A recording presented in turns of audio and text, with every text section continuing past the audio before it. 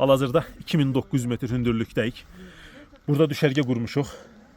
Uşaqlar orada çay qaynadırlar. Sabah inşallah o görünən yer Heydər və Atatürk zirvələridir. Səhərdən inşallah ora qalxasıyıq. 3751 metr hündürlüyə.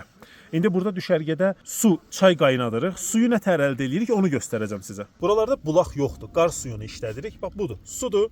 Qar yuxarıdan əriyir gəlir. İndi bunun başqa bir problemi var ki, axşam qar donur.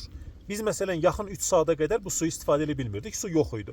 İndi gün vurub əridib biz ehtiyatımızı götürdük sudan. Yəqin ki 1-2 saatdan yenə donacaq bu. Dağda yemək bişirməkdən ötürü bir dənə su lazımdır.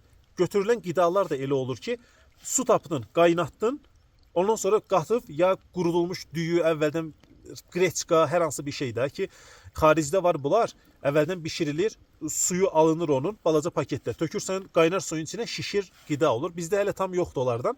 Amma yenə də istənilən halda ən zəruri şey qaynar sudur. Ondan sonra hansısa bir yeməyə çevirmək olur. Bu da belə, çox maraqlı. Yəni bu qar burada olmasaydı biz su gətirmək üçün ya aşağı düşəsiydik, ya da dediyim kimi zamanlama fərqi var ki, bu saatlarda gəlməsək donmuş olasıydı qar, belə su tapmayacaqdik. Dağçılığın ən maraqlı, zövqlü tərəflərindən biri də budur. Sabah inşallah zirvəyə qalxaq, oradan da videolar çəkəcəyik.